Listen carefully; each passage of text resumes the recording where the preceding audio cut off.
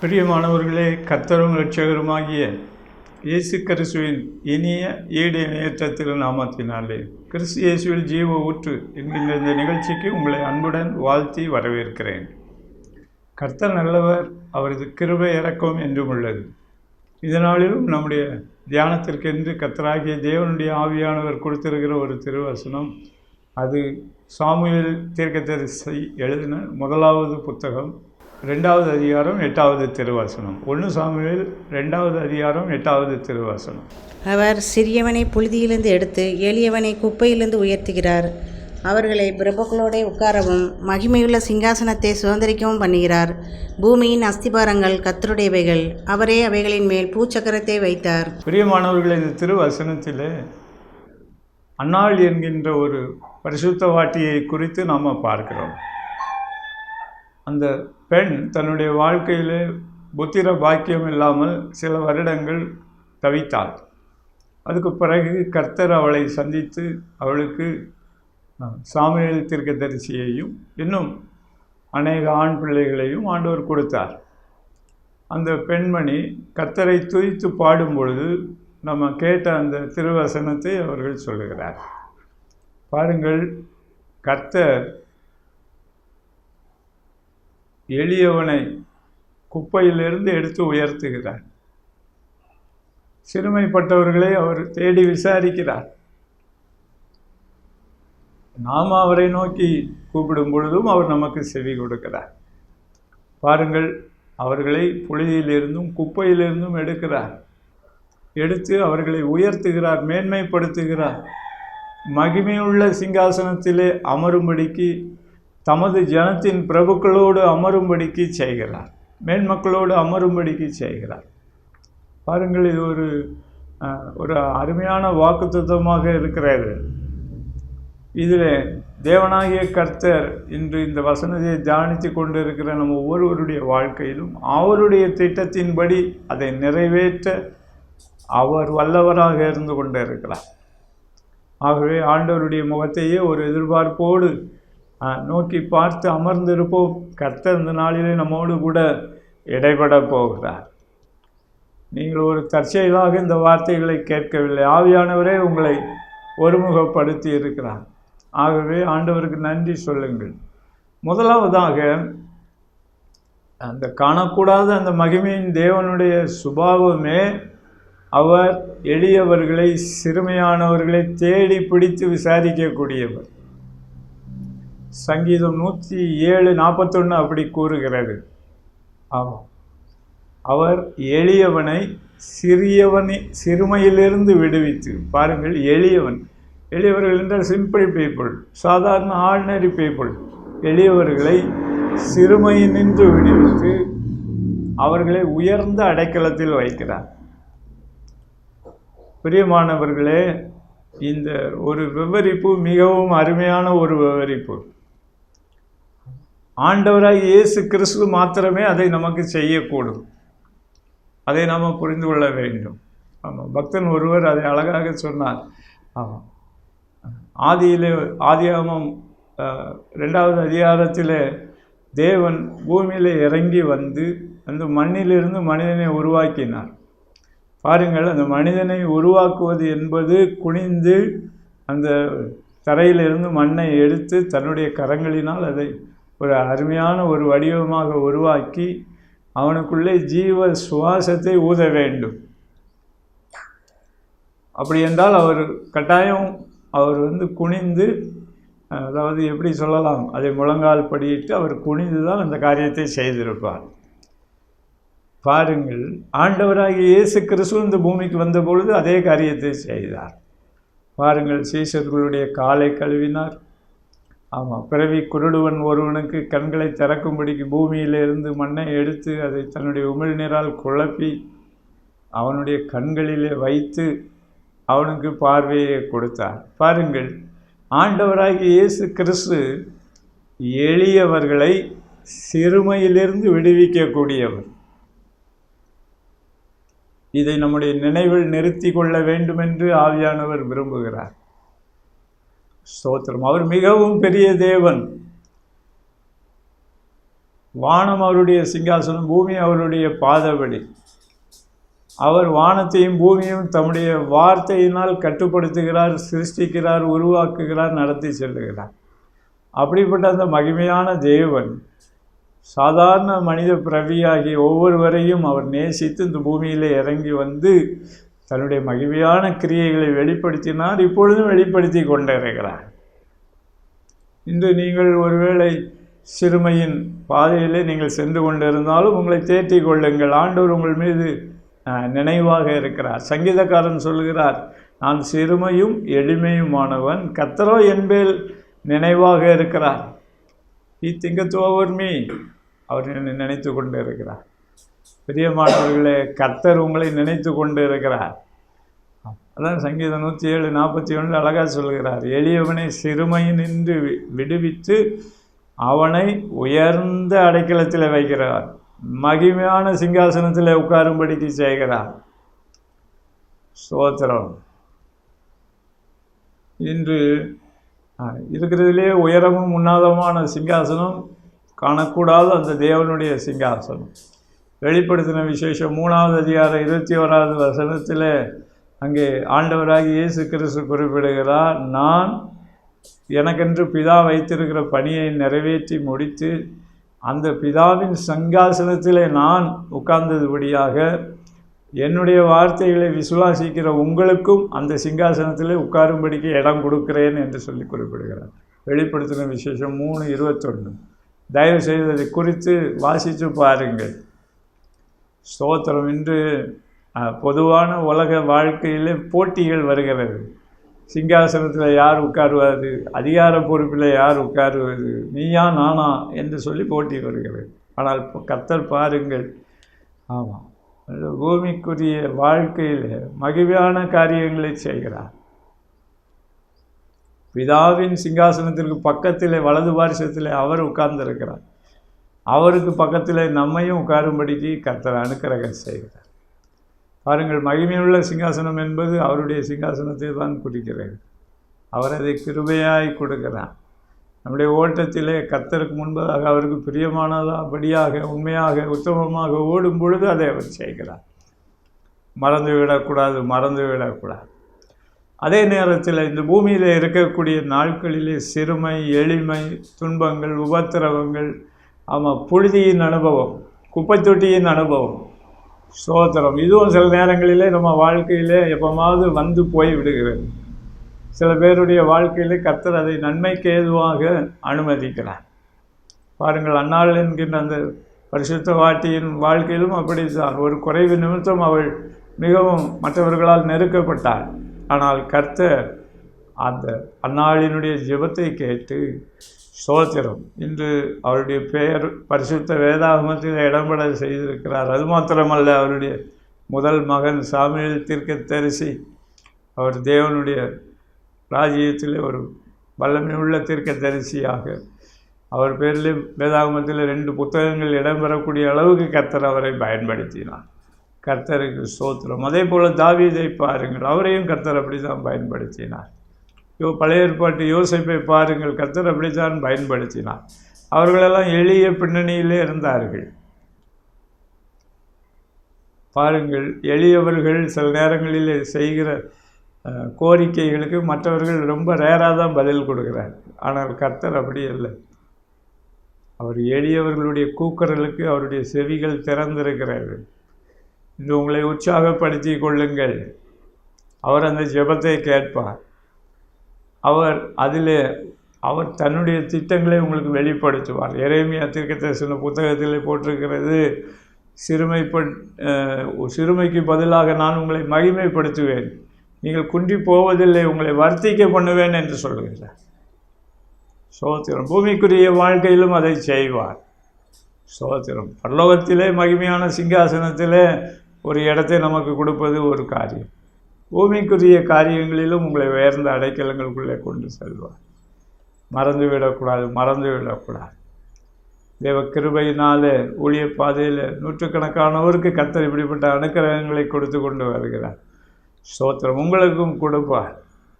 நீங்கள் அவரை விசுவாசித்து அவருடைய வார்த்தைக்கு விட்டு கொடுத்து அவருடைய கரங்களுக்குள்ளே அர்ப்பணித்து ஏற்ற காலத்திலே கர்த்தர் உங்களை உயர்த்தும்படிக்கு அவருடைய பலத்த கரத்திற்குள்ளே நீங்கள் அடங்கி இருக்க பழக வேண்டும்.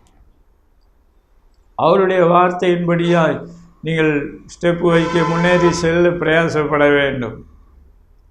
ஸ்தோத்திரம். அதில் வருகிற சவால்களிலும் அவர் கர்த்தர் நம்மோடு இருப்பேன் என்று வாக்கு பண்ணி இருக்கிறார். அவர் நம்மை விட்டு விலகுவதில்லை, நம்மை கைவிடுவதில்லை. நம்ம அவரோடு ஒரு கிரமமான ஜெப வாழ்க்கையில் இருக்கும்போது ஸ்தோத்திரம், தேவ கிருபையினாலே உங்களுடைய வாழ்க்கையில் அவர் வைத்திருக்கிற மேன்மைகள் நிச்சயம் வெளிப்படுத்தான் ஆகும். பிரியமானவர்களே, சங்கீதக்காரன் சொல்லுகிறார், ஆமாம், அவன் மீதிலோ அவன் கிரீடம் பூக்கும். அது எதை குறிக்கிறது? Is crown shall flourish. ஆண்டவராகிய இயேசு கிறிஸ்துவினுடைய கிரீடம் பூத்தது, செழித்தது. பிரியமானவர்களே, ஸ்தோத்திரம்.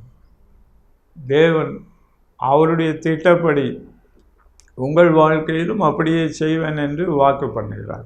அடுத்தபடியாக கர்த்தர் நமக்கு வைத்திருக்கிற பூமிக்குரிய மேன்மையை பெற்றுக்கொள்கிறதிலே நாம் ஜாக்கிரதை உள்ளவர்களாக இருக்க வேண்டும் என்று ஆவியானவர் விரும்புகிறார். மத்தேயு 23:12 ஆண்டவராகிய இயேசு கிறிஸ்து தாமே குறிப்பிட்டார், தன்னைத்தான் உயர்த்துகிறவன் தாழ்த்தப்படுவான். இன்று சில நேரங்களில் செல்ஃப் ஆம்பிஷன் ப்ரோக்ராம்ஸில் அவர்கள் சுயத்தை உயர்த்த வேண்டும், மேன்மைப்படுத்த வேண்டும் என்று தங்களுக்கு தாங்களே சொல்லி கொடுத்து அதனாலே பார்த்தோம் என்றால் அங்கே டிசப்பாயின்மெண்ட், ஏமாற்றங்கள் வருகின்றன. ஆண்டவராக இயேசு கிறிஸ்து அருமையாய் குறிப்பிட்டார், தன்னைத்தான் உயர்த்துகிறவன் தாழ்த்தப்படுவான், தன்னைத்தான் தாழ்த்துகிறவன் உயர்த்தப்படுவான். எனக்கு அன்பான தேவனுடைய பிள்ளைகளே, அங்கே கர்த்தர் நம்மை உற்று நோக்கி கொண்டு இருக்கிறார். அவர் முதலாவதாக நாம் அவரிடத்திலே நெருங்கி சேர வேண்டும், அவருடைய இரட்சிப்பின் கிருபையை பெற்றுக்கொள்ள வேண்டும், அவருடைய கரத்திற்கு உட்பட்டவர்களாக அவருடைய ராஜ்யத்தின் பிள்ளைகளாக நாம் மாற வேண்டும் என்று அவர் விரும்புகிறார். முதலாவதாக அதை பெற்றுக்கொள்ள வேண்டும். ஆண்டவராக இயேசு கிறிஸ்துவினிடத்தில் ஒரு நபர் வந்தார், என்னுடைய சகோதரனிடத்திலிருந்து நீர் எனக்கு ஆசியை பிரித்து கொடுப்பதிலே எனக்கு நீர் உதவி செய்ய வேண்டும் என்று குறிப்பிட்டார். ஆண்டவர் சொன்னார், அதுக்காக என்னை உனக்கு இந்த சொத்துக்களை பிரித்து கொடுப்பதற்காக என்னை நியமித்தவர் யார் என்று சொல்லி அவரிடத்தில் கேட்டார். பாருங்கள், ஆண்டவராக இயேசு கிறிஸ்துவின் முதல் வருகை முழு மனுக்குலத்தையும் பிதாவாகிய தேவனுக்கு முன்பதாக கூட்டி சேர்க்கும்படியாக அவர் தன்னுடைய முதல் வருகையின் மூலமாக அவருடைய இரத்தம் சிந்துதலின் மூலமாக ஒப்புரவாக்கும்படிக்கு வந்தார். அவர் எல்லா மனிதரும் ரட்சிக்கப்பட வேண்டும் என்று விரும்புகிறார். எல்லாரும் பாவ வாழ்க்கையிலிருந்து விடுதலை பெற்று கர்த்தருக்கு பிரியமாக வர வேண்டும் என்று சொல்லி வர வேண்டும் என்று விரும்புகிறார். அதே நேரத்தில் பிதாவாகிய தேவன் நீதியுள்ள நியாயாதிபதியாக இருக்கிறார். ஆண்டவராக இயேசு கிறிஸ்து மரித்து உயிர்த்த பிறகு அப்போஸ்தலர் நடபடிகளில் குறிப்பிடப்படுகிறது, அவரை பிதாவாகிய தேவன் அவரை கிறிஸ்துவும் நியாயாதிபதியும் ஆக்கினார் என்று குறிப்பிடப்படுகிறது. அப்போது முதல் வருகையின் நோக்கத்திற்கு நாம் நம்மை அர்ப்பணிக்க வேண்டும். அதுக்கு அடுத்தபடியாக அவர் நீதியுள்ள நியாயாதிபதியாக இருக்கிறார். சகோதரம், முதல் வருகையிலே சகோதரர்களுக்கு நடுவிலே வந்த பிரச்சனையை நீங்கள் என்னிடத்தில் ஏன் கொண்டு வருகிறீர்கள் என்று குறிப்பிட்டார். அதே நேரத்தில் அவர் நீதியுள்ள நியாயாதிபதியாக இப்பொழுதும் இருந்து கொண்டு இருக்கிறார். பிதாவாகிய தேவன் இருந்து கொண்டு இருக்கிறார். சங்கீதம் 75:7 சொல்கிறது, கர்த்தரே நீதியுள்ள நியாயாதிபதி, ஒருவனை உயர்த்துகிறார், ஒருவனை தாழ்த்துகிறார். அவர் தான் உயர்த்துகிறவர். பிரியமானவர்களே, இன்று கர்த்தர் நம்மோடு என்ன பேசியிருக்கிறாரோ, நமக்கென்று என்ன திட்டத்தை வெளிப்படுத்தி, அதன் அடிப்படையில் அவருடைய சித்தப்படி அந்த மேன்மைக்கு பாத்திரமாக நடந்து கொள்ள வேண்டும். அப்போது கர்த்தர் உங்களை உயர்த்துவார். இன்று சுயமாக நம்மை நாமே உயர்த்த திட்டமிடும்போது ஸ்தோத்திரம், அது சில நேரங்களிலே கர்த்தருடைய பார்வைக்கு விசனமாக இருக்கிறது என்பதை நாம் புரிந்து கொள்ள வேண்டும். அதுதான் ஆண்டவராக இயேசு கிறிஸ்து மிகவும் எளிமையாக குறிப்பிட்டிருக்கிறார், தன்னைத்தான் உயர்த்துகிறவன் தாழ்த்தப்படுவான். அதே நேரத்தில் கர்த்தருக்கு முன்பதாக மனத்தாழ்மையோடு நடந்து கொண்டு இருக்கும்போது, தேவ திட்டத்தை நாம் புரிந்து கொள்ளும் பொழுது, அவருடைய வார்த்தையின்படி நாம் நடக்கும்போது உங்களுக்கு இன்று கர்த்தர் முன்குறித்து வைத்திருக்கிற மேன்மைகளை கொடுப்பார். நீங்கள் சங்கீத புத்தகம் 18வது அதிகாரத்திலே வாசித்து பாருங்கள். அங்கே சங்கீதக்காரன் அழகாய் சொல்லுகிறான், கர்த்தர் என் கால்களை மான்களின் கால்களாக்கி எனக்குரிய உயர்ந்த இடத்திலே என்னை ஏறி வர பண்ணுகிறார் என்று குறிப்பிடுகிறார். பாருங்கள், அப்போது தாவீதுக்கு கர்த்தர் முன்குறித்து வைத்திருந்த மேன்மையை குறித்து, பரம தரிசனத்தின்படி அவருக்குரிய பூமிக்குரிய மேன்மையை குறித்து அவருக்கு ஒரு தரிசனம் இருந்தது. அது கர்த்தரால் உண்டான தரிசனம். தன்னுடைய சுய விருப்பத்தின்படியானதோ அல்லது மற்றவர்களுடைய தூண்டுதலின்படியானதோ அல்ல, கர்த்தரால் கொடுக்கப்பட்ட தரிசனம். பழைய ஏற்பாட்டு காலத்தில் யோசேப்புக்கு கர்த்தரால் கொடுக்கப்பட்ட தரிசனம் இருந்தது. அதை பெற்றுக்கொள்வதிலுமே நிறைய சவால்கள், போராட்டங்கள், மரண கண்ணிகள், மரண இருளின் பள்ளத்தாக்குகள், சிறை இருப்புகள். தேவனாகிய கர்த்தர் அந்தந்த காரியங்களிலே அவர்களுக்கு ஆதரவாக இருந்தார். இன்று எனக்கு அன்பானவர்களே, ஸ்தோத்திரம், நீங்கள் தேவனுடைய ராஜ்யத்தையும் நீதியையும் தேட பழகுவீர்கள் என்றால் கர்த்தர் ஒவ்வொருவருக்கும் ஒரு மேன்மையை வைத்திருக்கிறார், மகிமையான காரியங்களை வைத்திருக்கிறார். உங்களுக்கென்று வைத்திருக்கிறார், உங்கள் அருமையானவர்களுக்கு என்று வைத்திருக்கிறார். நீங்கள் சம்பந்தப்பட்டிருக்கிற ஸ்தாபனங்கள், குடும்பம், தொழில், வேலை, உங்களுக்கென்று கர்த்தர் கொடுத்திருக்கிற சுதந்திர வீதங்கள் எல்லாவற்றிலும் வைத்திருக்கிறார். ஒருவேளை உங்களுக்கு இன்னும் சுதந்திர வீதம் கிடைக்கவில்லை என்று சொல்லி நினைத்து கொண்டு இருக்கிறீர்களா? ஆண்டவரிடத்தில் கேளுங்கள். ஆண்டவர் கொடுக்குற தரிசனத்தில் அதில் வெற்றி நிச்சயம். இன்று ஆண்டவரால் கொடுத்த அந்த தரிசனத்தை பெற்றுக்கொள்ளாதபடிக்கு நீங்களாக நாமாக ஓடிக்கொண்டு இருக்கக்கூடாது. சோதரம் பிரியமானவர்களே, அதில் சில இடங்களில் வெட்கம், ஏமாற்றம், மரண கண்ணிகள் கூட இருக்கிறது. சோதரம். ஆனால் கர்த்தரிடத்திலிருந்து தரிசனம் வருமானால் உங்களுக்கும் எனக்கும் கர்த்தர் அதை பார்த்து கொள்வார் என்று ஒரு நம்பிக்கை இருக்கிறது. அதை கர்த்தரே நிறைவேற்றுவார். நீங்கள் உபாகமம் புஸ்தகம் 1வது அதிகாரத்தில் வாசித்து பாருங்கள். 1வது அதிகாரம் 11வது வசனத்தில் ஆவியானவர் குறிப்பிடுகிறார், கர்த்தர் உங்கள் முற்பிதாக்களுக்கு சொன்னபடியே அவருடைய வார்த்தையின்படியே 1000 மடங்கு உங்களை ஆசீர்வதிப்பாராக என்று 1000 மடங்கு ஆசீர்வாதம் அப்படின்னு சொல்கிறோம். அது கர்த்தருடைய வார்த்தையின்படி, நம்முடைய முற்பிதாக்களுக்கு கொடுத்தபடி, நமக்கு கொடுத்தபடி, நம்முடைய எதிர்காலத்தை குறித்து கர்த்தர் என்ன திட்டம் வைத்திருக்கிறாரோ அதன்படி ஆண்டவர் கொடுக்கிறார். சுதந்திர வீதங்களை கொடுக்கிறார். நீங்கள் உபாகமம் 1வது அதிகாரம் அப்படியே கீழே வாசித்து பாருங்கள். 36, 37 வாசித்து பாருங்கள். அங்கே கர்த்தர் எப்படி சுதந்திரங்களை கொடுக்கிறார் என்பதற்கு ஒரு ஷார்ட் அண்ட் ஸ்வீட்டாக, ரத்தின சுருக்கமாக சில காரியங்களே ஆவியானவர் குறிப்பிடுகிறார். பாருங்கள், மோசே அந்த மக்களிடத்திலே அன்பாய் பேசுகிறார். ஆமாம், அவர் சொல்லுகிறார், காலேப் என்பவன் என்னை உத்தமமாய் பின்பற்றினான் என்று கர்த்தர் சொல்லுகிறார். ஆகவே அவனுக்கும் அவன் பிள்ளைகளுக்கும் அந்த தேசத்திலே அவர்களுக்கு வீதங்களை கொடுப்பேன் என்று சொல்லி குறிப்பிடுகிறார். கர்த்தர் என்று அதை பார்க்கிறார். கர்த்தருடைய பார்வையிலே அந்த உண்மை உத்தமம் விளையாடப்பட்டதாக இருந்து கொண்டு இருக்கிறது. நீங்கள் ஆதியாகமம் 17:1 வாசித்து பாருங்கள். ஆபிரகாமுக்கு கர்த்தர் சொல்கிறார், நான் சர்வ வல்லமையுள்ள தேவன், நீ எனக்கு முன்பதாக நடந்து கொண்டு உத்தமனாயிரு என்று சொல்லி குறிப்பிடுகிறார். பாருங்கள், இந்த உபாகமம் 1:36, 37 கர்த்தரே சொல்லுகிறார், காலேபின் உத்தமத்தை குறித்து சாட்சி பகருகிறார். அவனுக்கும் அவன் பிள்ளைகளுக்கும் தேசத்தை கொடுப்பேன் என்று சொல்லுகிறார். அடுத்து யோசுவா அந்த தேசத்திற்குள்ளே பிரவேசிப்பான் என்று அவனை குறித்தும் அவர் சொல்லுகிறார். பாருங்கள், இந்த 2 பேரும் தான் எகிப்திலிருந்து புறப்பட்டவர்களிலே கானான் தேசத்திற்குள்ளே நுழைந்தவர்கள், சுதந்திரித்து கொண்டவர்கள்.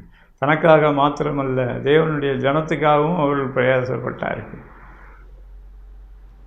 இந்த கர்த்தருக்கு முன்பதாக இந்த 2 குணங்களும் இருக்க வேண்டும். காலேபை போன்ற உத்தம குணம் தேவை. யோசுவாவை போல கர்த்தருடைய வார்த்தையின்படி செயல்படக்கூடிய தன்மை தேவை. அப்போது கர்த்தர் உங்களுக்கு சுதந்திர வீதங்களை கொடுப்பார். அடுத்து அங்கே சொல்கிறார் மோசே, ஆமாம், நானும் கூட அந்த தேசத்திற்குள்ளே நுழைய வேண்டும் என்று ஆண்டவரிடத்தில் கேட்டேன், ஆனால் உங்கள் நிமித்தம் ஆண்டவர் கோபப்பட்டு நீ அதை பார்ப்பாய், உள்ளே நுழைவதில்லை என்று சொல்லிவிட்டார். இனி இதை குறித்து பேசாதே என்று வேற சொல்லிவிட்டார். எனக்கன்பான தேவனுடைய ஜனமே, இன்று கர்த்தருடைய முகத்தை தேடுகிற ஜனமே, கர்த்தரை தேடுகிறதில் எவ்வளவு இன்னும் ஆர்வ தீவிரமாக இருந்து கொண்டு இருக்கிறீர்கள். சிந்தித்து பாருங்கள், சிந்தித்து பாருங்கள். கர்த்தருடைய தரிசனத்துக்கு, கர்த்தருடைய வார்த்தைக்கு விட்டு கொடுங்கள். பாருங்கள், அந்த 37, 38 பாருங்கள், தன்னிடத்தில் பேசி கொண்டிருந்த மக்களிலே சொல்லுகிறார், ஆமாம், உங்களுடைய பிள்ளைகள் நன்மையும் தீமையும் அறியாதவர்கள் மாத்திரம் அதுக்குள்ளே பிரவேசிப்பார்கள் என்று குறிப்பிடுகிறார். இன்று மனிதனுக்கு உலக அறிவு ஓவராக போனதுனால தான் சண்டை சச்சரவுகள் வருகிறது. ஆண்டவர் சொல்லுகிறார், நன்மை தீமை அறியாதவர்கள் சிறு பிள்ளைகள் மாத்திரம்தான் அந்த கானான் தேசத்திற்குள்ளே பிரவேசிப்பார்கள் என்று குறிப்பிடுகிறார். இன்று கர்த்தருடைய வார்த்தைக்கு முன்பதாக நாம் ஆர்கியூ பண்ணுறதை விட்டுவிட்டு நன்மை தீமைக்கு அதிக முக்கியத்துவம் கொடுத்து இன்றைக்கி பார்த்தோம்னா, ஆமாம், சொத்து சுதந்திரங்களுக்காக சண்டைகள். ஆமாம், சில இடங்களில் தேசங்களிலெல்லாம் சண்டைகள் எதனால் வருகிறது? நன்மை தீமையை ஓவராக அறிந்து கொள்கிறார்கள். அது ஆண்டவருக்கு பிரியமில்லாத குணம். நன்மையானதை நாம் அறிந்து நன்மையானதை ஃபாலோ பண்ணாலே போதும். ஆதாம் ஏவாள் காலத்திலே ஆண்டவர் தடை செய்து வைத்திருந்த மரம் அது. நன்மை தீமை அறியத்தக்க விருட்சத்தின் கனியை நீ புசிக்க வேண்டாம். புசிச்சு தான் வம்பளை மாட்டிக்கொண்டார்கள். அவர்களுக்கு கொடுக்கப்பட்டிருந்த அநேக சிலாக்கியங்களை இழந்தார்கள். மறுபடியும் அந்த சுபாவம் உள்ள தலை தூக்கினதுனால தான் இஸ்ரவேல் மக்கள் வனாந்திரத்தில் கலகம் பண்ணுகிறார்கள். கானானுக்குள்ளே போக ஆண்டவர் சொல்லுகிறார், அவர்கள் சொல்லுகிறார்கள், இல்லை, நாங்களாட்டு போய் அதை எடுக்க முடியாது என்று முதல்ல சொல்லுகிறார்கள். அடுத்து ஆண்டவர் போக வேண்டாம்னு சொல்கிறார், நாங்கள் போய் எல்லாத்தையும் பார்த்துட்டு வந்துடுறோம் அப்படின்னு சொல்லி சண்டைக்கு போகிறாங்க. அந்த இடத்துல குறிப்பிடப்படுகிறது, அவர்கள் போயிட்டு வந்து அழுதார்கள் என்று குறிப்பிடப்பட்டிருக்கிறது. அழுதாலும் அந்த இடத்துல கர்த்தர் மனம் இறங்கவில்லை. அதை ஞாபகத்தில் வைத்துக் கொள்ளுங்கள். ஸ்தோத்திரம். இன்று நமக்குள்ளே ஹியூமன் இன்டலெக்சுவலிசம் ஓவராக போகும்போது அங்கே கர்த்தருடைய வார்த்தை, கர்த்தருடைய திட்டம், கர்த்தருடைய புரிந்து கொள்ளுதல், கர்த்தருடைய வழி நடத்துதல்கள் அங்கே புறக்கணிக்கப்படுகிறது. அது கேள்விக்குள்ளாக்குகிறோம்.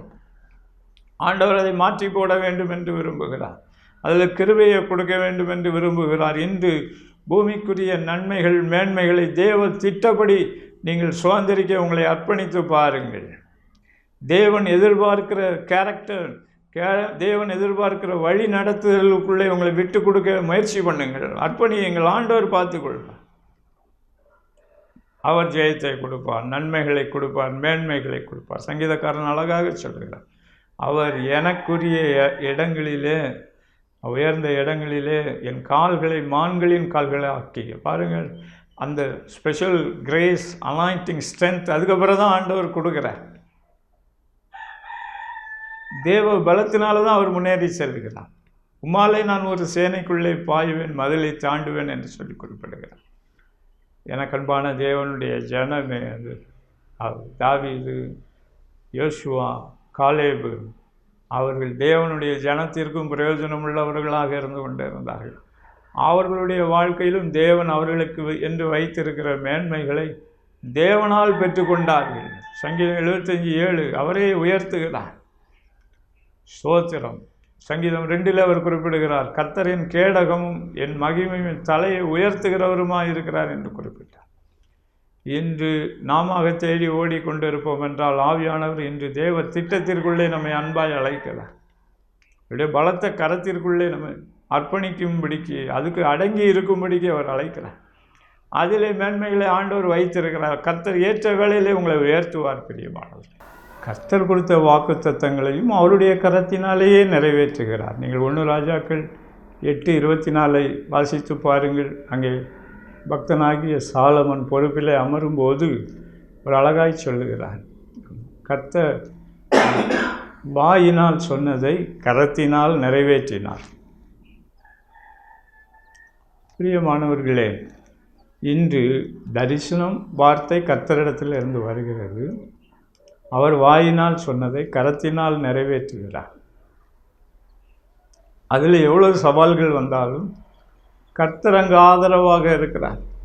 தாவீதுக்கு ஆதரவாக இருந்தார், சாலமோனுக்கு ஆதரவாக இருந்தார். ஒரு பக்கம் தேவ பணியும் அங்கு நிறைவேறியது.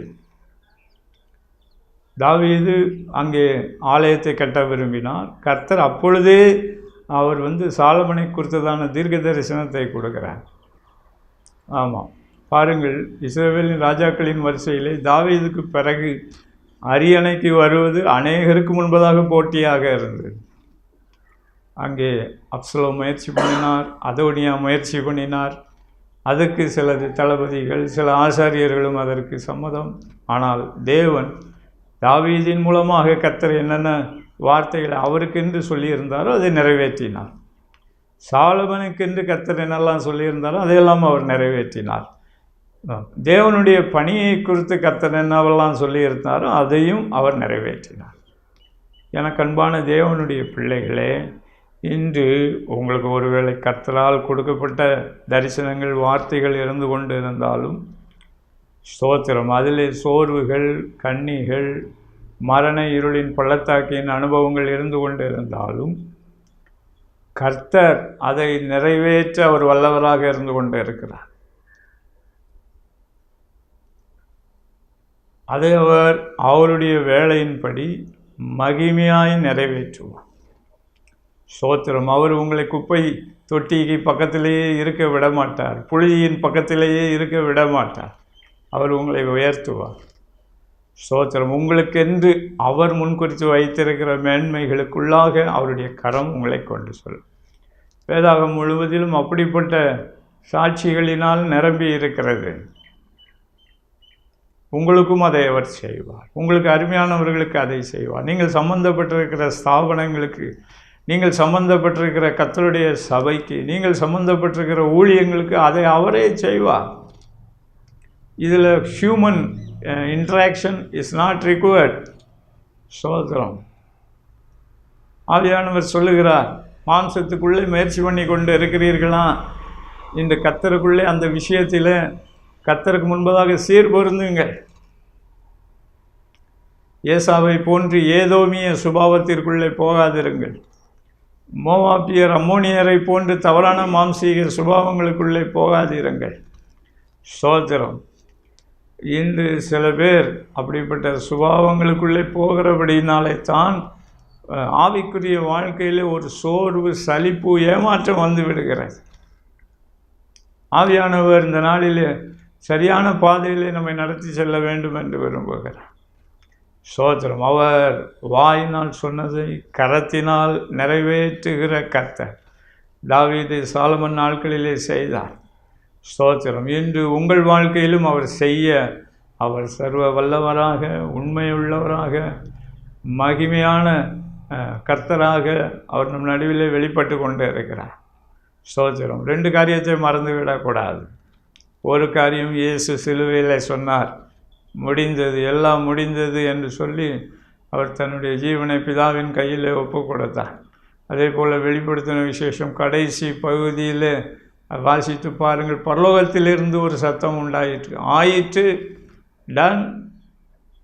ஸ்தோத்திரம். இன்று தேவன் உங்கள் வாழ்க்கையில் ஒரு திட்டத்தை வைத்திருப்பார் என்றால் அது இயேசு கிறிஸ்துவின் கிருபையினால், புண்ணியத்தினால், பரலோகத்தின் தேவனுடைய ஆயிற்று என்கின்ற சத்தத்தின் மூலமாக அது உங்கள் வாழ்க்கையிலே, ஊழியங்களிலே, சபைகளிலே நிறைவேறி கொண்டிருக்கிறது என்பதை மறந்துவிடக்கூடாது. இன்னும் அவர் நிறைவேற்றுவார் என்பதை குறித்து மறந்துவிடக்கூடாது. யோசுவா 21வது அதிகாரம் 45வது வசனத்தை வாசித்து பாருங்கள். கர்த்தர் இஸ்ரவேலுக்கு கொடுத்த நல் வார்த்தைகளில் ஒன்றாகிலும் தரையிலே விழவில்லை. பிரியமானவர்களே, அவருடைய வார்த்தையை பெற்று கொண்டு வருகின்ற ஜனமே, அவருடைய வார்த்தைகள் ஒன்றாகிலும் தரையிலே விழுவதில்லை. மறந்துவிடக்கூடாது. சங்கீதம் 138 வாசித்து பாருங்கள். அவர் தன்னுடைய சகல பிரஸ்தாபத்தை பார்க்கிலும் தன்னுடைய வார்த்தையை மகிமைப்படுத்தி இருக்கிறார். உங்களை குறித்தும், உங்கள் சந்ததியை குறித்தும், உங்களுக்கு கர்த்தர் கொடுத்திருக்கிற ஸ்தாபனங்கள், பொறுப்புகள், ஊழியங்கள், சபைகளை குறித்தும், தேசத்தை குறித்தும், சர்வதேச அமைப்புகளை குறித்தும் கர்த்தர் கொடுத்திருக்கிற நல் வார்த்தைகளில் ஒன்றாயிலும் தரையிலே விழுவதில்லை. ஸ்தோத்திரம். அவர் வாயினால் சொன்னதை கரத்தினால் நிறைவேற்றுகிற கர்த்தர். ஸ்தோத்திரம். கண்களை மூடி ஆண்டவரை நோக்கி பார்ப்போமா? ஆவியானவர் நம் நடுவிலே வெளிப்பட்டு கொண்டு இருக்கிறார். ஸ்தோத்திரம். ஆண்டவராகிய இயேசு கிறிஸ்துவின் நாமத்தை நோக்கி கூப்பிடுங்கள். ஸ்தோத்திரம். இன்று பூமிக்குரிய வாழ்க்கையில் சுய தரிசனங்கள், ஸ்தோத்திரம், செல்ஃப் இன்ட்ரெஸ்ட், ஸ்தோத்திரம், செல்ஃப் லஸ்ட், சுய இச்சைகள் எல்லாத்தையும் ஆண்டவர் கையில் ஒப்பு கொடுங்கள். ஸ்தோத்திரம். ஏதோமிய சுபாவம் நம்மை விட்டு நீங்கட்டும் என்று கேளுங்கள். ஸ்தோத்திரம். ஆவிக்குரிய ஜனமாக, ஸ்தோத்திரம், சீயோன் வாசிகளாக, கர்த்தருக்கு பிரியமாக அவருடைய திட்டம், அவருடைய வார்த்தை என் வாழ்க்கையிலே நிறைவேறட்டும் என்று சொல்லுங்கள். அவர் உங்கள் வாழ்க்கையிலே சிறுமை நின்று இப்பொழுதே விடுவிப்பார். உங்களை மகிமைப்படுத்துவார். உங்களை உயர்ந்த அடைக்கலத்தில் வைப்பார். உங்களுக்கென்று வைத்திருக்கிற மேன்மைகளை இம்மையிலும் கொடுப்பார். பரலோகத்திலும் அவர் தன்னுடைய சிங்காசனத்திற்கு அருகிலே, ஸ்தோத்திரம், அவர் ஆவிக்குரிய பிரகாரமாக நம்மை அங்கே ஏற்கனவே வைத்து விட்டார். இன்னும் நாம் அந்த இடத்துல போய் சேரும் வரைக்கும் அவர் நம்மை, ஸ்தோத்திரம், உற்று நோக்கி கொண்டு இருக்கிறார். ஸ்தோத்திரம். பரலோகத்திலும் நமக்கு நம்பிக்கை உண்டு. பூமிக்குரிய காரியங்களிலும் அவருக்குள்ளதான் நம்பிக்கை உண்டு. ஆண்டவரே, உங்கள் ரத்தம் தெளிக்கப்படட்டும், உங்கள் ஆவியானவர் இறங்கட்டும். ஆண்டவர் ஒவ்வொருவர் வீட்டிலும் இறங்கட்டும். அப்பா கர்த்தரே ஆவியானவர் எங்கேயோ அங்கு விடுதலையும் உண்டு என்று சொல்ல முடியாது.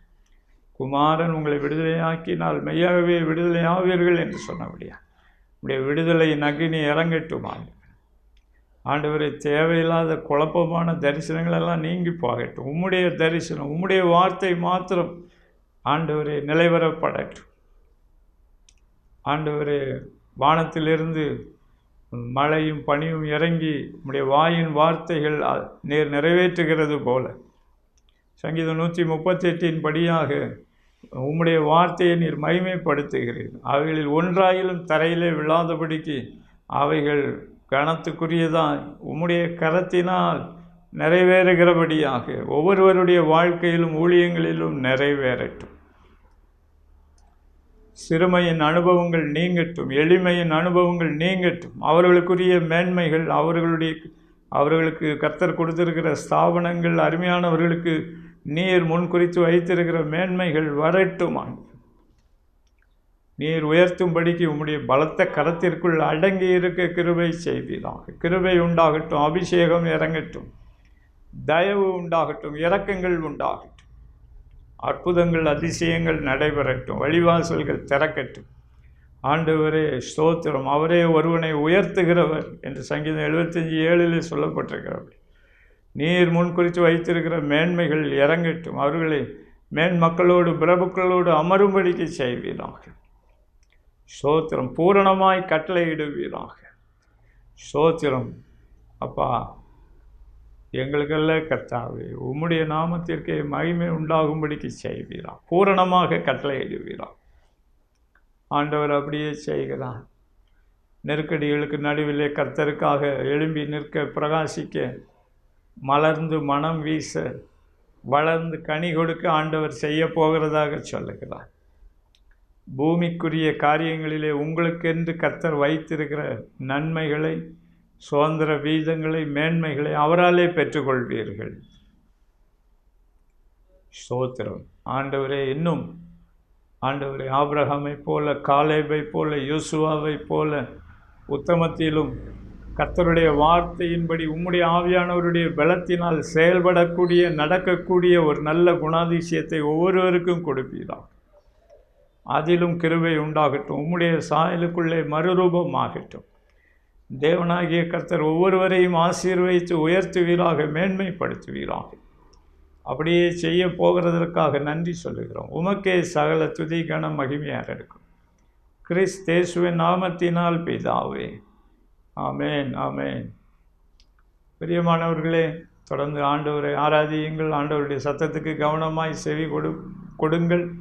ஆண்டவர் உங்களுக்கென்று வைத்திருக்கிற மேன்மைகள் உங்களை வந்து சந்திக்க போகிறது. கர்த்தர் உங்களை ஆசீர்வதிப்பாராக. ஆமென்.